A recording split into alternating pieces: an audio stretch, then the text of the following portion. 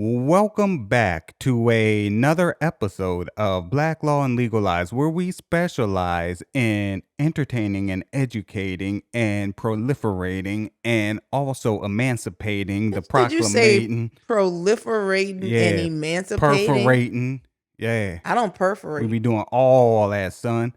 You know what I'm saying? That's that jailhouse vocabulary. Yeah, I mean. Exactly right. My name is Dan. You can keep up with me on Twitter and on IG at I am Dan on Drugs. Keep up with the show across the board at Black Law Podcast. And ladies and gentlemen, don't forget, our store is now open. Ain't none of y'all niggas bought no shirts yet. Y'all be listening. Yeah, what's Y'all up be with that, listening. y'all? What's up with that? Buy some shirts. Oh, no. Actually, we did sell a shirt. I'm saying. Yeah, we did. Shout out to, fuck. But yo, we got some, Was it from the Podcast Brothers? Nah, shout out to Flaw though. He did cop one of the Few Screws Loose t-shirts. He did. Shit, we just putting everybody out there. Let's say, you want to throw some more names out there? I'm trying to say Jaden. Well, you know what? Congratulations to Jaden Hollywood opening up his firm. Absolutely. Woo. But Yeah. let me finish introducing myself, damn it. You ain't Shit. nobody. Everybody knows who you are now. Man, I'm You trying to ain't finesse nobody. the damn store in there, and I just want to jump around and shouting out Jaden. Shout to Jaden. But yeah, it's not your time to shine right now, bro. No, seriously, ladies and gentlemen, check out the shop, blacklawpodcast.com/shop. Now, we really do have multiple designs to choose from. Like last time when we said multiple, it meant There was two. But now I'm wearing one right now. Look, justice over just us. So check it out. We got a couple more shirts in the store. Yep. Oh yeah. And I'm just saying. Shout out to Jay in Hollywood. See, now you know how I feel. I do not know how you feel, because shout out to Jaden Hollywood. Congratulations on being a young black entrepreneur. That nigga is kind of young. He is. I think he's 27. He is. I mean, and to say that you have your own accounting firm, that's stellar. But as I said, I'm just Dan, and you can follow me on Twitter at I Tell Legal Lies. And rounding out the trio. Triage. No, we don't. Sometimes we do need some triage. We do. This is Afro Becky. Okay, and ladies and gentlemen, we're going to bring back a segment that I'm sure you all have missed. No. Afro Becky. Nobody has said Hip anything hop about missing knowledge. this. See, we had to dig in the crates because due to power issues, we were unable to record last week. So, yeah, fuck you, Entergy. But yeah, we got power. And so we dug in the crates and found an old episode that was unreleased. And it just made me reminisce the good old days. Afro Becky's hip hop now. You were Brought back nightmares. sentimental. Oh, we're going on a sentimental journey. Here we go. Becky. I promise you, Will Smith was basically the white man's rapper. Niggas was fucking with Will back in the day. Nah. Shit. Nah. Niggas was fucking with Will back in the day. Nah. Y'all might not have. So that was I Think I Can Beat Mike Tyson. Oh, okay. Nah. Which totally untrue. I'll give you that's 1 point. Bubblegum rap. Shit, parents just don't understand. Man, bubblegum rap. Like I said, Don't bubblegum understand. rap. So, ladies and gentlemen, today, now, a few episodes ago, we went over some of the ins and the outs of telling y'all how to legitimize and structurize your businesses. Your business. Can you structure a sentence or a word? Can You you can't. structure these nuts? God No. did that. Nobody me. can structure. You know Man. what? Why the hell Y'all do wanna we talk about my nuts always? again? No. Why do we No. always want them talking about your nuts? Because Why? Hot topic. What can I Hell say? no. It's not a Shit hot ain't no hot What can I topic. say? Current You affairs. always throwing your nuts in the conversation. I be throwing my nuts everywhere. Shit. Be careful what you touch there. Yeah. So anyway, ladies and gentlemen, we talked about structuring your business filings, but one thing that we did not go over was operation agreements. Operating. That too. One of them. It's like one of each, right? Because you see, you got this one, the operations agreement on one hand, And that's just like the agreement of how shit works. But then you got the operating agreement, and that's kind of how shit works. You feel me? No, nobody feeling you. So, why is an operational agreement? Why is an operating agreement important? Before we say what it is, let's explain why it is important. I think that's kind of backwards, but Man, it's suspense. really? Basically, an operating agreement is important because it allows you, it gives you your own voice in how your business is going to operate. As with anything else, that's just like, well, we talk about wills, and the reason why Like Will people, Smith. nope, Oh. last will and testament. And the reason why people actually have wills is because they want to determine how their assets are going to be divided upon their death. Well, if you don't have a will, then the government decides how your assets are going to be divided. Same thing with an operating agreement.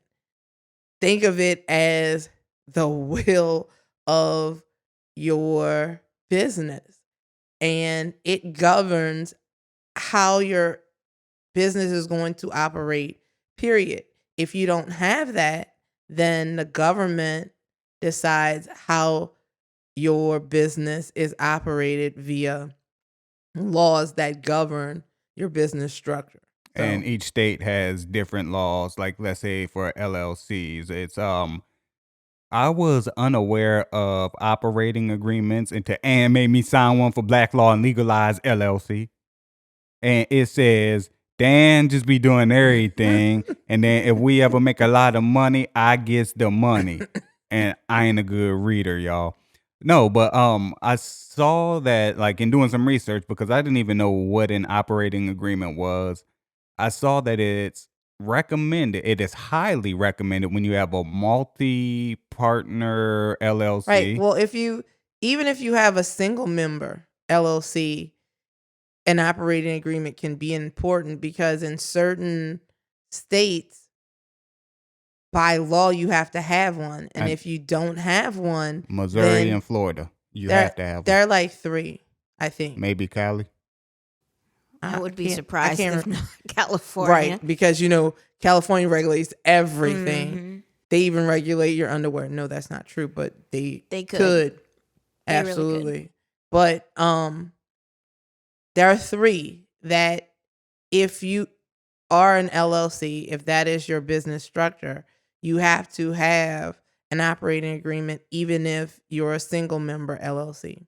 So, but having said that, I'm in full agreement with those states because even if you are a sole member or a single member LLC, meaning the reason why you decided to structure your business as a limited liability company is because you wanted to protect your personal assets.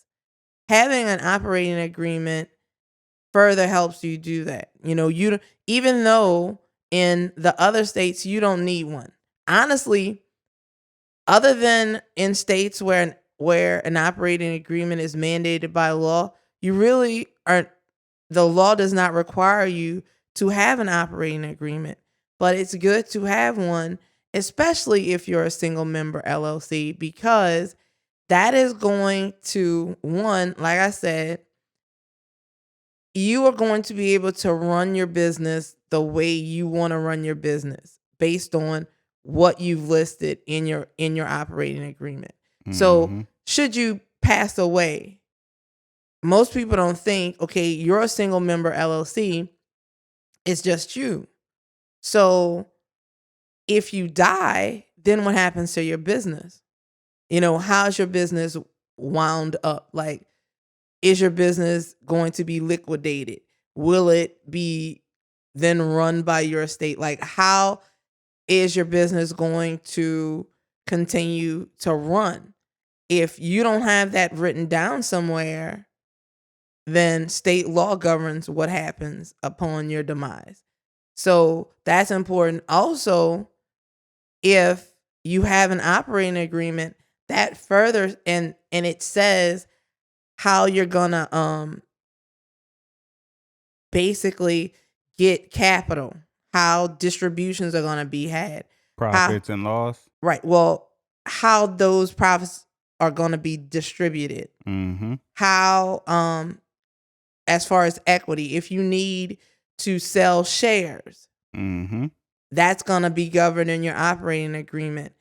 What that does is another brick in the wall that separates you personally from your business, such that if someone decides to sue your business, your personal assets are not in jeopardy.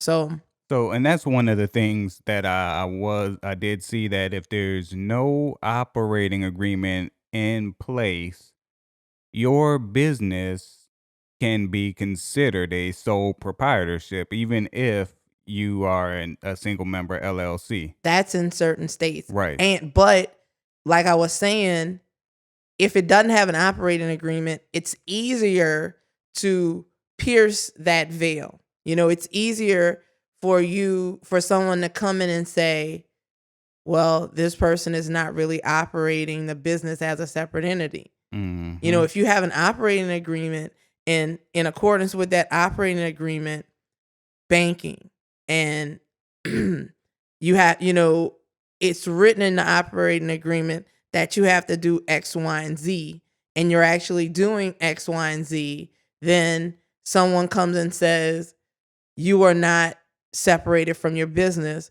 You can hold this paper up and say, yes, I am, because according to the operating agreement, these are the things that I have to do, and these are the things that I did. If you don't have that, then it's show me how you have separated yourself from your business. And honestly, a lot of people who are single member LLCs, they don't separate themselves from their businesses. They don't have separate bank accounts because they think to themselves, I'm the only person that's doing anything, and this money is mine anyway. So why do I need a separate banking account? Why do I need separate anything? But you need something separate so that you can protect the limits of the liability. That's the reason why you structured your business like that. Limited liability. Right. You structured your business to limit the liability that you have should something happen. So now, what are some typical things that you would see? Let's just say a generic Louisiana partnership. Like, what are some things that you would see in an operating agreement?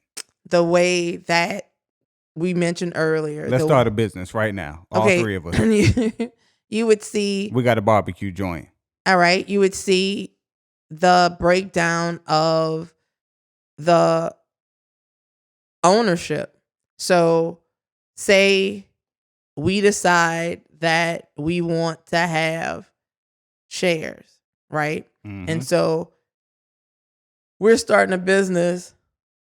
Say you get 40%, Becky gets 40%, I get 20%. So, or I get 40%, you get 20%, Becky gets 40%. So an operating agreement is going to list the percentage or the number of shares each person receives. It also is going to tell you how decisions are going to be made in your business. What kind of decisions? Like if it's up to a vote? Right. So say we need to buy 30 computers. Okay. Wait, okay. Before you go there, let's make this a little more interesting. Let's have one more partner. 4 partners. Okay. That way we can have a 50-50 vote. Not really. Because like I said, that operating agreement is going to actually lay out ownership interests. Because and something else is going to lay out is capital distributions and contributions. So say we need to keep it even $100,000. and I put up 50,000 of that 100. Okay. And you put up 20. I ain't got it, boss. No, not gonna happen. Well, see, that's the thing. So maybe in your operating agreement, the way you're structuring percentage of ownership is based on how much capital you put in. So if I put in, as I said, 50,000, I get 50%. You put in 20,000, you get 20%. Somebody else puts in 10,000, they get 10. So until we reach 100,000, right? Basically. If that's what we need. So maybe that's how, but maybe not. Maybe even though I'm putting in 50,000, we all get an equal percentage of ownership. Right. But that is going to be outlined in this operating agreement. So then let's talk about, Becky mentioned voting. So maybe any major decision that we expend or we spend, say if we have to spend over $10,000 on anything, we have to put it to a vote. And according to the operating agreement, or like I said, anything that we want to actually write down, in order to get that $10,000 expenditure approved, 30% of the voting shares have to okay it. But that, in that scenario, it's not even majority rules then. Maybe it can be. Like I said, in your operating agreement, you decide how you want to run your business. So it's not cookie cutter. Because maybe in my business, all I need is 30% of the people who vote to expend X amount of dollars. But maybe in your business, you need 50%, or you need 51%, at least 51%. Yeah. Or so it all depends on how you want to run your business. Okay. And that is why that operating agreement is imperative, because it is going to outline what you want to happen. So without an operating agreement, is it a free-for-all? I mean, I know it's bound by whatever the state's default. Only certain things though, because depending on your business structure, the state is going to say, let's say for LLCs in Louisiana, the law is not as prolific as you would think it would be. I would not think it would be in Louisiana. Right, because it's not going to tell you how to run it, but it is going to tell you basically how it's liquidated. It's going to tell you, how it winds up, how you close your business, what happens if you die. The law covers that, but it doesn't really cover like day-to-day operations and things of that nature. So basically, let's simplify it and summarize it for our listeners. If you have a business, you need an operating agreement. Even if you're a single member LLC. And your operating agreement dictates how your business is to be run, whether it is by you or you get hit by a bus and die and somebody else is running it. It cannot deviate from, or can it? It can if it's put in writing, just like because the operating agreement is a contract. Right. And just like any contract, it can be modified.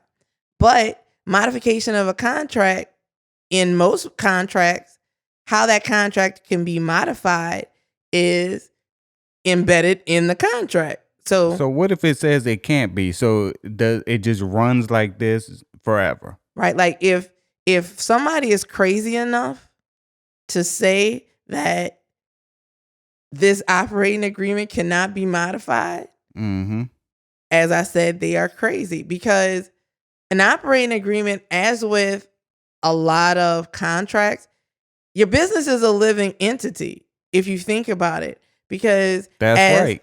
Because I came in that bitch. Shut up.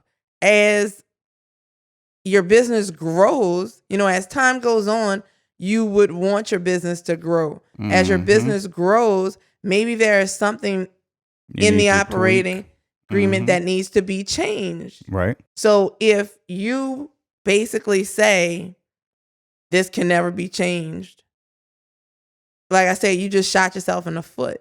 Or did you? Because you dead.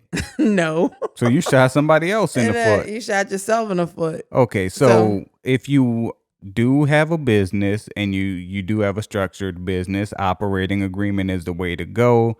However, I would advise, and this is from my legal-ish perspective, I'm legal adjacent because I read some shit on the internet. Legal adjacent? Yeah.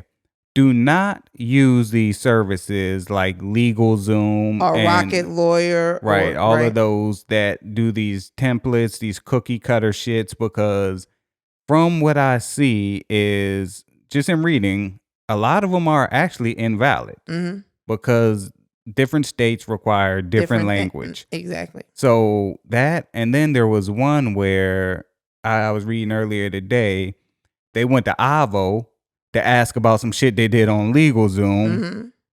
Same thing, operating agreement. One of the members refused to sign. So you had 4 members, 3 signed, 1 didn't sign. Now they were unaware that this member did not sign until it came down to the come down.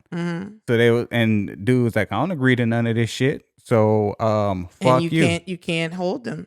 And that's basically what the answers on Avo were, which is, well, you're just bound by your state's, whatever your state says. Right. He can't be held to the terms. You can't be held to the terms of something that you didn't sign. But what's crazy is anybody who signed it can be held to those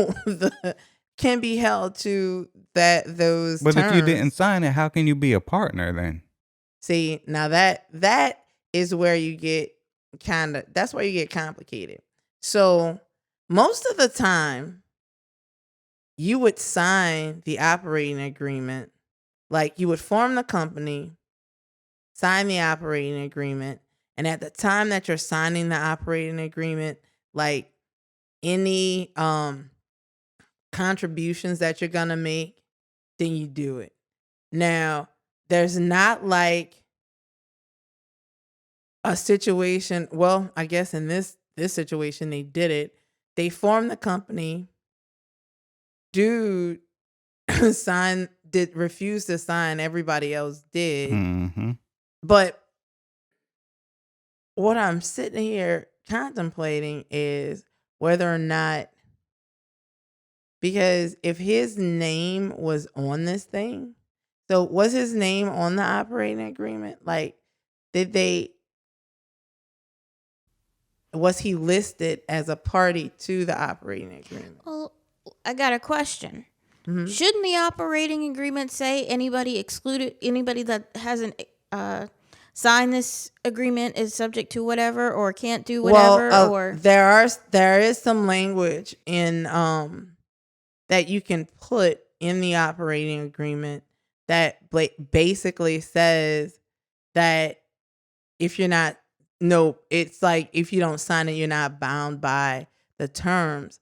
But what happens is at the point, because that's something else that the operating agreement is going to cover, how you get rid of your partner or a member. Here we go. Whatever. Real quick. Before I lose. We never signed, this is on Avo. We never signed our operating agreement when we formed. 1 partner out of 3 now refuses to sign it. What can be done? We formed the company on LegalZoom. The operating agreement was mailed to us along with much more legal stuff. We thought we all signed it, but we found a copy of it and it was blank. We asked the other partner to sign it, but he refuses to sign it and says he never agreed to it. We each have 1/3 of the business. Will the unsigned operating agreement be binding? If not, what should be done? What laws govern? The 2 answers from 2 attorneys. Your problem is not the operating agreement. Your problem is a owner who doesn't want to work with his co-owners. To specifically answer your question, there is little in the operating agreement that affects the day-to-day operations, but it defines legal rights and procedures to follow. Not signing the agreement will not be the end of the analysis in any future litigation. Then another attorney says Because the that due laws of the state default. It'll that default dude to the laws of the state. dude is spot on, and I would like to add the following. Most state laws that permit formation of LLC have provisions that govern the operation in the absence of an operating agreement. You can speak with the recalcitrant partner. Recalcitrant. Yeah, that's what I said. Mm-hmm. The recalcifying partner, and show him how much more control you have over the operation with a signed agreement instead of being bound by what the law provides. The LLC, if properly filed with the government, will exist. You need to get the tax ID number and make annual filings. But if all that is done, then the operating agreement can provide more flexibility to the members and does not in most instances have to strictly track what the statute provides in lieu of an operating agreement. So that's what I was reading earlier. Yeah, so basically, it sounds like none of them signed. None of them signed, but 2 did after the fact, after they found it unsigned. Yeah, so basically, if the non-signing member was a party or listed as a party, which I'm sure he was, then in that document itself, the language in the document would basically mean that operating agreement had no effect, because I mean, there's language in most contracts, and some of it says that,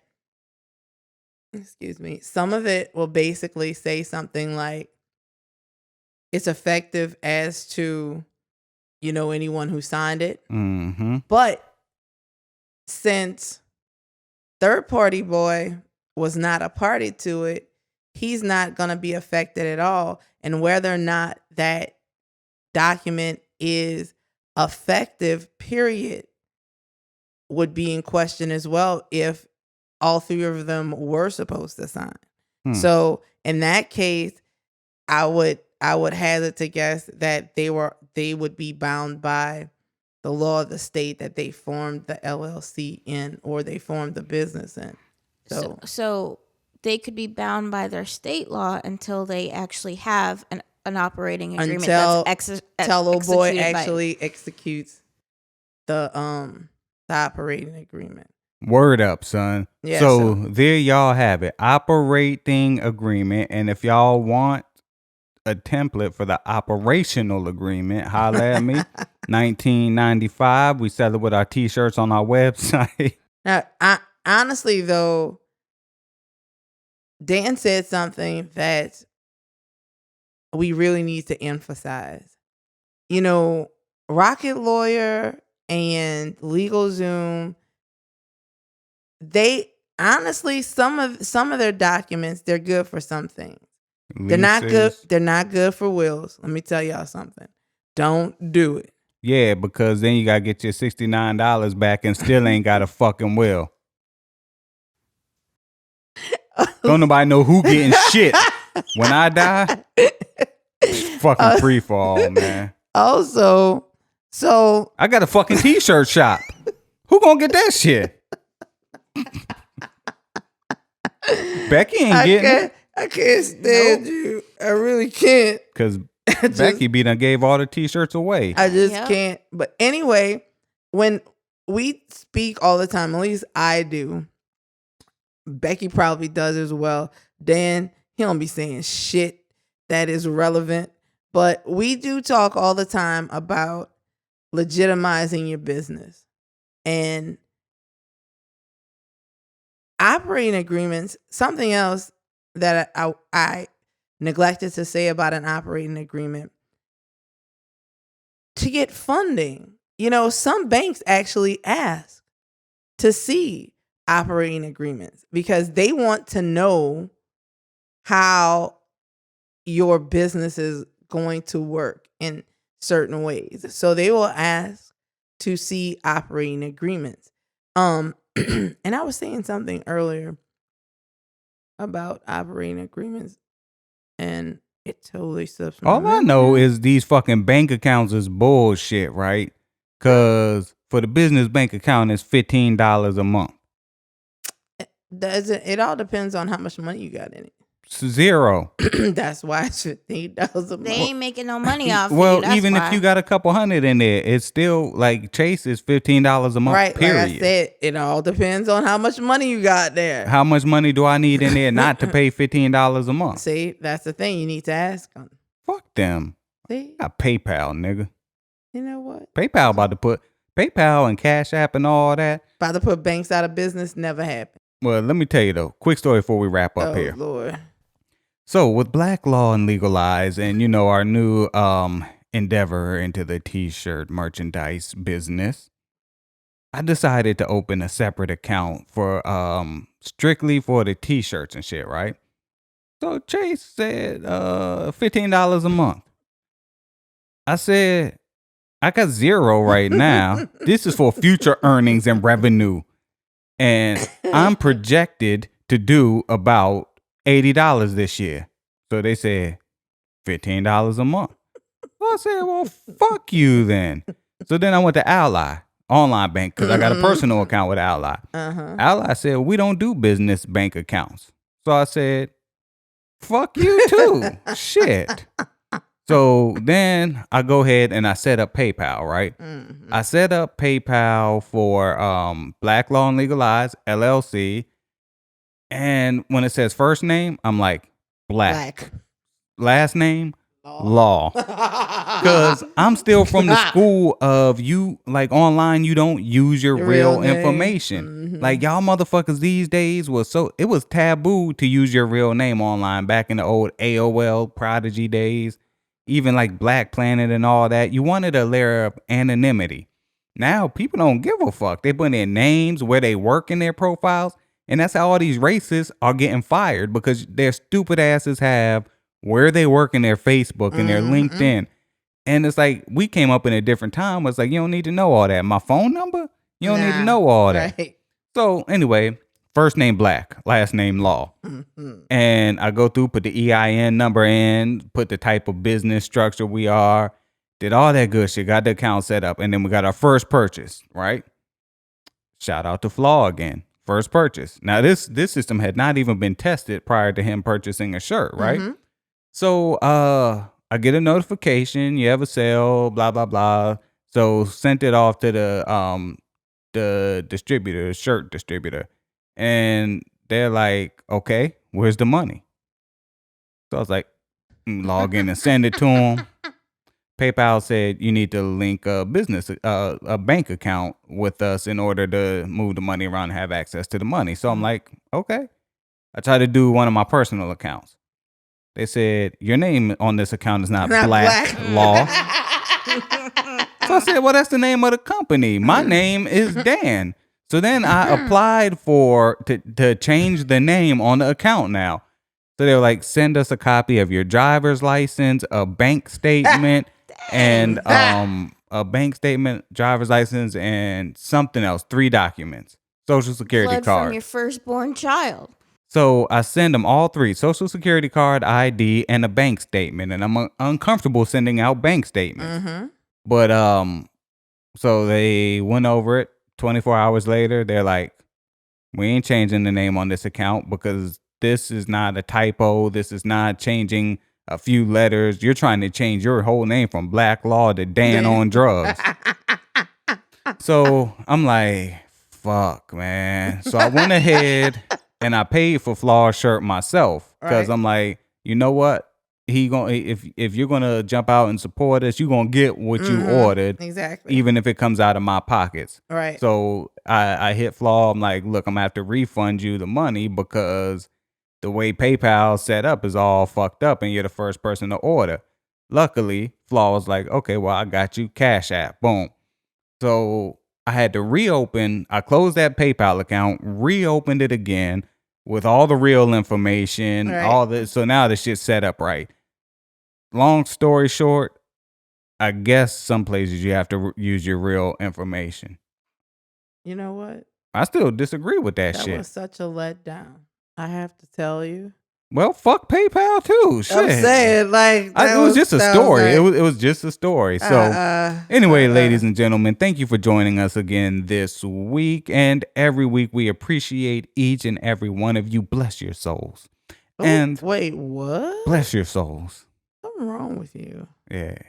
Something wrong with me. Oh, we got down power lines in the back. And so that's why I'm trying to hurry up and wrap this shit up. Because it's about to get we sizzling. just got power back after 5 days of no power.